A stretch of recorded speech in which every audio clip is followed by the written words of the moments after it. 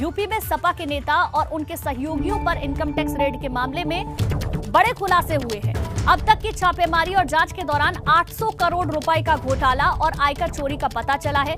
आयकर विभाग का दावा है कि इस मामले में समाजवादी पार्टी के जितने भी नेताओं के यहाँ छापे पड़े हैं, सभी के यहाँ से करोड़ों और सैकड़ों करोड़ रुपए के घोटाले हुए हैं और इस कर चोरी का पता चला है, जिसमें कि जनेंद्र यादव है, राजीव राय है, राहुल भसीन है, जगत सिंह, इन सभी के नाम इसमें शामिल है। छापे में मिले दस्तावेजों में समाजवादी पार्टी के एक बड़े नेता और उनके परिजनों के विदेशी टिकटों के बारे में जानकारी भी दी गई है। समाजवादी पार्टी के कुछ अकाउंट के बारे में भी जानकारी आई है, जिसे डिलीट करने की कोशिश की गई है। आयकर विभाग इन इलेक्ट्रॉनिक डिवाइस को फॉरेंसिक जांच के लिए भेज रहा है, जिससे जो डेटा डिलीट किया गया है उस डेटा को वापस लिया जा सके। अखिलेश के करीबी कहे जाने वाले शख्स ने दिल्ली में 2 शेल कंपनी बनाई। इन शेल कंपनियों में 6-6 करोड़ रुपए की रकम थी। आयकर विभाग को छापे के दौरान इन शेल कंपनियों के एड्रेस फर्जी भी मिले। इसके साथ ही अखिलेश के इस करीबी ने नोएडा में एक विवादित जमीन भी ली।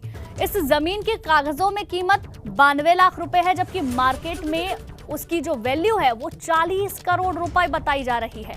तो बड़ा खुलासा हुआ है और अभी और खुलासे होने की उम्मीद भी जताई जा रही है। आईटी विभाग इलेक्ट्रॉनिक डिवाइसों की फॉरेंसिक जांच करा रहा है, क्योंकि जो जानकारी सामने आई है उसके मुताबिक डेटा को डिलीट करने की कोशिश भी की गई है। अब फॉरेंसिक जांच के लिए भेजा जाएगा, जिससे कि जो डिलीट डेटा है उसको वापस लाया जा सके।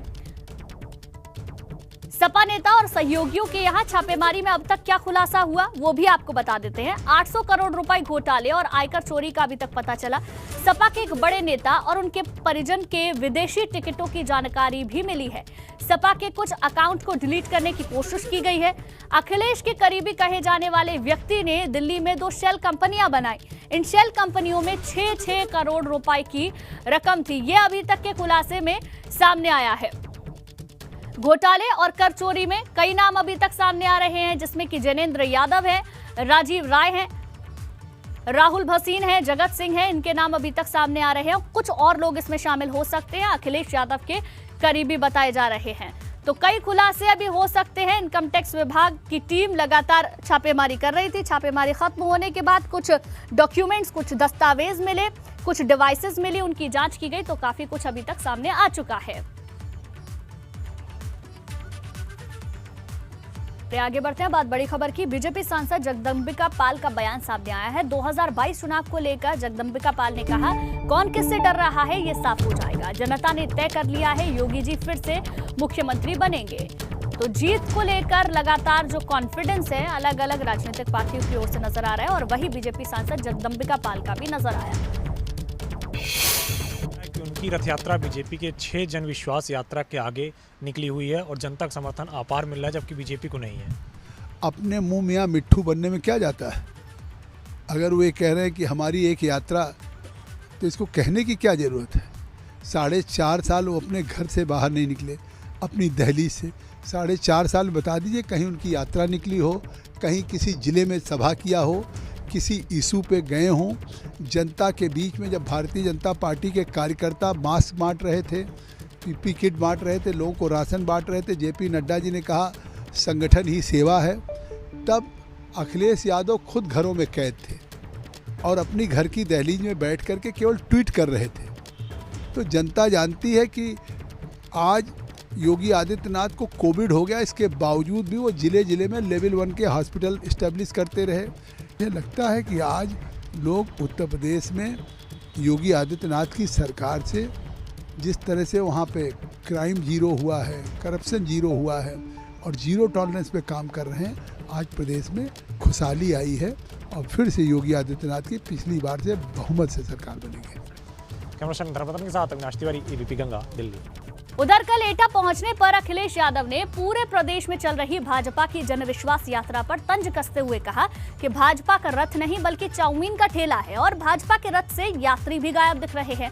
वहीं अखिलेश ने प्रयागराज में प्रधानमंत्री मोदी के उस बयान पर भी सवाल खड़े किए, जिसमें प्रधानमंत्री मोदी ने कहा था कि यूपी की कानून व्यवस्था में 5 साल में बड़ा सुधार हुआ है।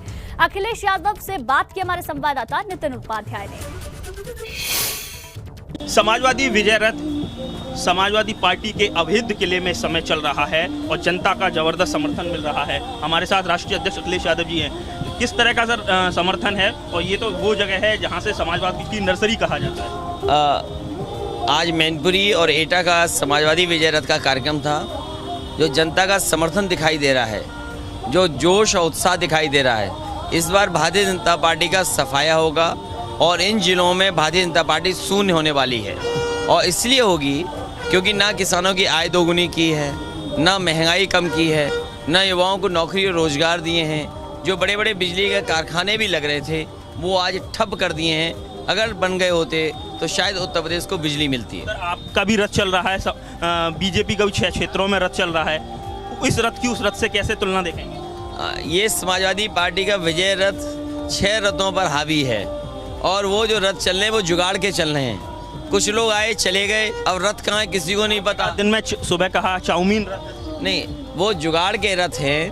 और अगर उनको दूर से देखें और करीब से किसी से जानकारी करें तो लखनऊ में जिस तरीके से खाने पीने और चाउमीन के ठेले लगते हैं, जो ट्रक के ठेले बनते हैं, उस तरह का उनका रथ दिख रहा है। जो लोग रथ में चलने वाले थे वो कहाँ चले गए अब? आज सर मातृशक्ति महाकुंभ में उन्होंने कहा है प्रधानमंत्री ने कि एक बार फिर से गुंडा राज आ जाएगा, बलात्कारियों की सिफारिशें आती थी थाने में। इसको लेकर वो कहीं ना कहीं महिलाओं में एक मैसेज दे रहे हैं कि हमारी सरकार में लॉ एंड ऑर्डर ठीक रहा। उस पर क्या आप कहें? बाबा मुख्यमंत्री जी ने शायद नहीं बताया होगा कि सरकार बनते ही उन्होंने अपने मुकदमे वापस ले लिए, उन्होंने डिप्टी सीएम के मुकदमे वापस ले लिए। हाथरस जैसी बेटी के साथ घटना हुई और लगातार उत्तर प्रदेश में बेटियों के साथ अन्याय हो रहा है, उनके साथ घटनाएं घट रही हैं। आज अगर हम एनसीआरबी के आंकड़े देखें तो 40% से ज़्यादा महिलाओं के खिलाफ उत्पीड़न और अन्याय बढ़ा है और वहीं दलितों के खिलाफ भी 40 और 50% से जाकर के उनके खिलाफ क्राइम बढ़ा है। तो देश के आंकड़ों में उत्तर प्रदेश आगे बढ़ रहा है।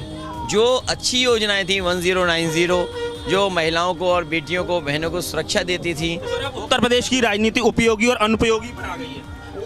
अनुपयोगी इसलिए कहेंगे कि उत्तर प्रदेश को इन्होंने बर्बाद कर दिया है। एटा तक ये लगातार उनका जो रथ चल रहा है, लाखों की भीड़ अभी तक उन अखिलेश यादव से मिल चुकी है। तो ऐसे में आप देख सकते हैं कि ये सुहेलदेव समाज पार्टी के हैं। आप सुहेलदेव पार्टी के जी, राजभर जी की पार्टी के, तो अब अखिलेश जी उनसे मिल रहे हैं। तो कुल मिला के गठबंधन के जितने भी दल हैं उनका भी सम्मान अखिलेश यादव कर रहे हैं। और ऐसे में अब ये रथ है आगे बढ़ रहा है।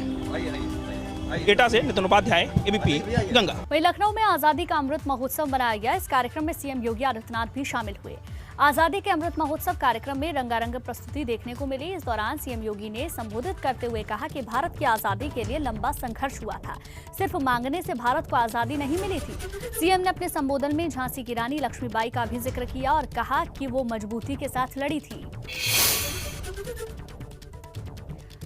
तो आजादी का अमृत महोत्सव लगातार मनाया जा रहा है, जहां आज योगी आदित्यनाथ भी पहुंचे और उन्होंने संबोधन में कई बातें कही। उन्होंने कहा कितनी आसानी से हमें आजादी नहीं मिली है, बहुत संघर्ष हमने किया है। इसके साथ साथ उन्होंने रानी लक्ष्मीबाई को भी याद किया। कल भारत के नागरिकों को सम्मान और स्वावलंबन के पथ पर अग्रसर करते हुए आत्मनिर्भर भारत की एक सुरक्षित, एक समृद्ध और एक श्रेष्ठ भारत की परिकल्पना को साकार करने का एक माध्यम है। हम एक और जहां अपनी सीमाओं की सुरक्षा करते हैं, वहीं अपनी सांस्कृतिक धरोहर को पूरी मजबूती के साथ आगे बढ़ाने का कार्य भी करते हैं। अगर हम लोग हर घर में बिजली निःशुल्क उपलब्ध करवाने और रसोई गैस का सिलेंडर का कनेक्शन भी फ्री में उपलब्ध करवाने की कार्रवाई के साथ देश को जोड़ रहे हैं, तो दूसरी तरफ अगर दुश्मन कहीं भारत की सीमा में घुसने का दुस्साहस करता है तो एयर स्ट्राइक और सर्जिकल स्ट्राइक करने का जज्बा भी आज भारत की सेना रखती है। कि अमृत काल की ऊर्जा का उपयोग हम भारत को एक नए भारत के रूप में स्थापित करने के रूप में कैसे कर सकते हैं, इस बात को लेकर के हमें आगे बढ़ना होगा। यह अमृत काल हमारे लिए प्रेरणा है। हमारे स्वतंत्रता संग्राम सेनानियों और स्वतंत्र भारत में देश की सीमाओं की रक्षा करने वाले हमारे वीर शहीदों के त्याग और बलिदान का यह हमारे लिए एक संकल्प है आगे बढ़ने का, और यह हमारे लिए उन विचारों को आत्मसात करने का, आगे बढ़ने का एक अवसर भी है। और इन सब को समाहित करते हुए आत्मनिर्भर भारत की परिकल्पना को साकार करने का भी एक अवसर है। आगे बढ़ते हैं, बात बड़ी खबर की। बीजेपी सांसद जगदंबिका पाल का बयान सामने आया है। 2022 चुनाव को लेकर जगदंबिका पाल ने कहा, कौन किससे डर रहा है ये साफ हो जाएगा। जनता ने तय कर लिया है, योगी जी फिर से मुख्यमंत्री बनेंगे। तो जीत को लेकर लगातार जो कॉन्फिडेंस है अलग अलग राजनीतिक पार्टियों की ओर से नजर आ रहा है, और वही बीजेपी सांसद जगदंबिका पाल का भी नजर आया। उनकी रथ यात्रा बीजेपी के 6 जन विश्वास यात्रा के आगे निकली हुई है और जनता का समर्थन अपार मिल रहा है, जबकि बीजेपी को नहीं है। अपने मुंह मियाँ मिट्ठू बनने में क्या जाता है। अगर वो ये कह रहे हैं कि हमारी एक यात्रा, तो इसको कहने की क्या ज़रूरत है। 4.5 साल वो अपने घर से बाहर नहीं निकले, अपनी दहलीज से। 4.5 साल बता दीजिए कहीं उनकी यात्रा निकली हो, कहीं किसी ज़िले में सभा किया हो, किसी इशू पे गए हों। जनता के बीच में जब भारतीय जनता पार्टी के कार्यकर्ता मास्क बांट रहे थे, पीपी किट बांट रहे थे, लोगों को राशन बांट रहे थे, जेपी नड्डा जी ने कहा संगठन ही सेवा है, तब अखिलेश यादव खुद घरों में कैद थे और अपनी घर की दहलीज में बैठ कर के केवल ट्वीट कर रहे थे। तो जनता जानती है कि आज योगी आदित्यनाथ को कोविड हो गया, इसके बावजूद भी वो ज़िले ज़िले में लेवल 1 के हॉस्पिटल इस्टेब्लिश करते रहे। मुझे लगता है कि आज लोग उत्तर प्रदेश में योगी आदित्यनाथ की सरकार से जिस तरह से वहाँ पे क्राइम जीरो हुआ है, करप्शन जीरो हुआ है और जीरो टॉलरेंस पे काम कर रहे हैं, आज प्रदेश में खुशहाली आई है और फिर से योगी आदित्यनाथ की पिछली बार से बहुमत से सरकार बनेगी। कैमरा पर्सन धर्मपत्न के साथ अविनाश तिवारी, एबीपी गंगा, दिल्ली। सीएम योगी आज सोनभद्र के दौरे पर होंगे। यहां वो जनविश्वास यात्रा में शामिल होंगे। साथ ही सीएम सोनभद्र को 500 करोड़ से ज्यादा की सौगात भी देंगे। सीएम का सोनभद्र दौरा सियासी मायनों में काफी अहम माना जा रहा है। ये दौरा केवल जनविश्वास यात्रा में शामिल होने भर का नहीं है, बल्कि सोनभद्र सुरक्षित सीट की सियासत से भी जोड़कर इसे देखा जा रहा है।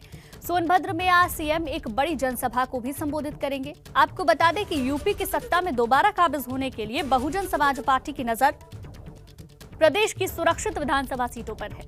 पिछले दिनों मायावती ने सुरक्षित सीटों को लेकर बड़ा ऐलान किया था, जिसके तहत पिछले कई दिनों से बसपा महासचिव सतीश चंद्र मिश्रा प्रदेश की सुरक्षित विधानसभा सीटों पर ही रैलियां और जनसभाएं कर पार्टी के पक्ष में माहौल बनाने में जुटे हैं। सोनभद्र की 2 विधानसभाएं भी अनुसूचित जनजातियों के लिए सुरक्षित सीटों में आती हैं। इसलिए सीएम योगी का आज का सोनभद्र दौरा सुरक्षित सीटों की राजनीति में भाजपा के लिए काफी अहम कदम माना जा रहा है।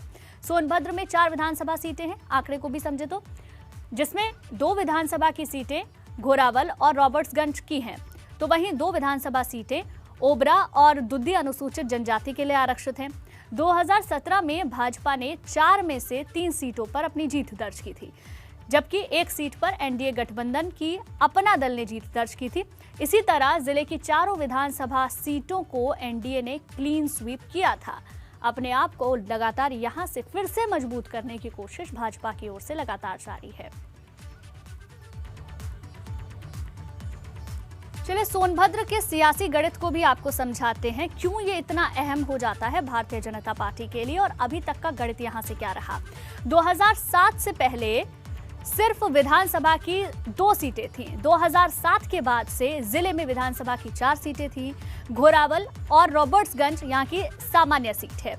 ओबरा और दुद्दी अनुसूचित जनजाति के लिए यहाँ की सीट आरक्षित है। 2012 की बात करें तो 2 सीटों पर यहाँ से सपा ने जीत दर्ज की थी और 1 पर बसपा ने जीत दर्ज की थी।